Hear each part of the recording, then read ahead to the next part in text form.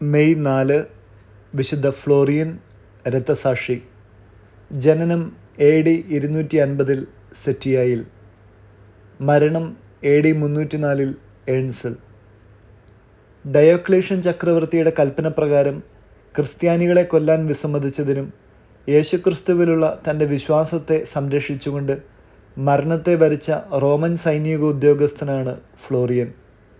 അഗ്നിശമന സേനാനികളുടെയും വെള്ളപ്പൊക്കത്തിൻ്റെയും രക്ഷാധികാരി എന്ന പദവി ലഭിച്ചയാളാണ് വിശുദ്ധ ഫ്ലോറിയൻ.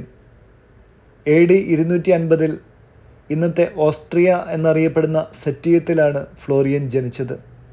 ചെറുപ്പത്തിൽ റോമൻ സൈന്യത്തിൽ ചേരുകയും വേഗത്തിൽ ഉദ്യോഗക്കയറ്റം നേടി അനേകം റാങ്കുകൾ വേഗത്തിൽ മാറുകയും ചെയ്തു.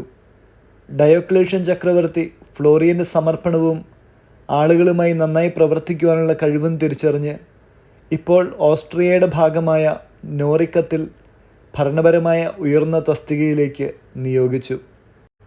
റോമൻ ചക്രവർത്തിയെയും ദേവതമാരെയും ആരാധിക്കാത്ത ക്രിസ്ത്യാനികളെ കൊല്ലാൻ ഡയോക്ലീഷ്യൻ പുറപ്പെടുവിച്ച ഉത്തരവ് ഫ്ലോറിയൻ നടപ്പിലാക്കാത്തതിനാൽ ചക്രവർത്തി തൻ്റെ സഹായികളിൽ ഒരാളായ അക്വീലിയസിനെ ഫ്ലോറിയനോട് സംസാരിക്കുവാൻ വേണ്ടി അയച്ചു.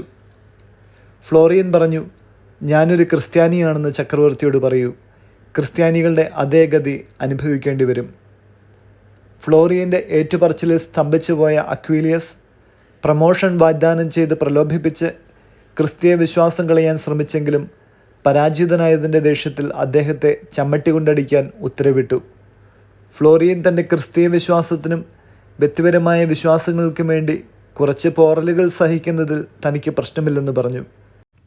ഈ സംഭവം തനിക്കും ചക്രവർത്തിക്കുമെതിരെ മത്സരിക്കുവാൻ ഫ്ലോറിയൻ മറ്റ് ക്രിസ്ത്യാനികളെ പ്രേരിപ്പിക്കുമെന്ന് ഭയന്ന് അദ്ദേഹത്തെ ചുട്ടുകൊല്ലാൻ ഉത്തരവിട്ടു.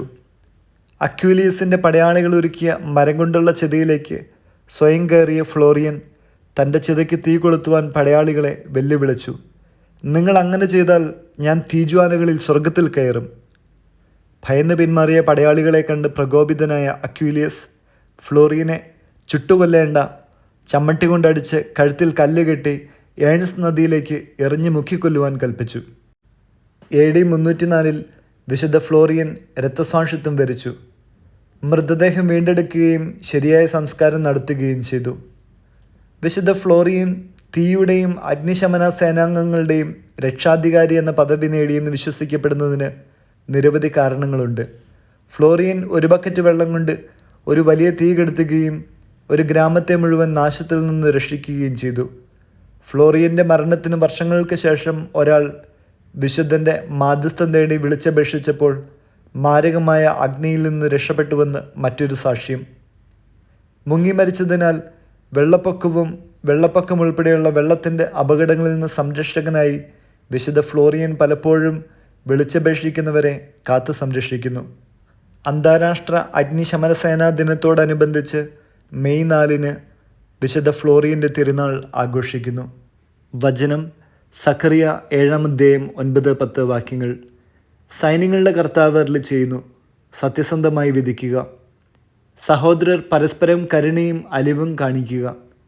വിധവയെയും അനാഥനെയും പരദേശിയെയും ദരിദ്രനെയും പീഡിപ്പിക്കരുത്. നിങ്ങളിൽ ആരും തൻ്റെ സഹോദരനെതിരെ തിന്മ നിരൂപിക്കരുത്. വിചിന്തനം. ഫ്ലോറിയൻ തൻ്റെ വിശ്വാസത്തിൽ ക്രിസ്തുവിനെയും ജോലിയിൽ ഡയോക്ലീഷ്യനെയും ആത്മാർത്ഥമായി സ്നേഹിച്ചു, സേവിച്ചു. ഉദ്യോഗക്കയറ്റത്തിനു വേണ്ടി ക്രിസ്തീയ വിശ്വാസം ഉപേക്ഷിച്ചില്ല.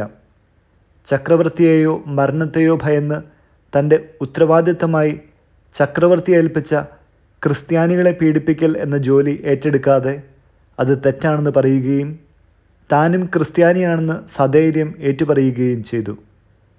തൻ്റെ ജീവൻ രക്ഷിക്കാൻ വേണ്ടി അധികാര ദുർവിനിയോഗം നടത്താത്ത ഈ ഭരണാധികാരിയുടെ മാതൃക അനുകരിക്കുവാൻ നാം തയ്യാറാണോ? ഒരുങ്ങാം അനധിവിദൂരമായ ആ നാളുകളിലേക്ക്. ഒരുക്കാം നാം അറിയുന്നവരെയും.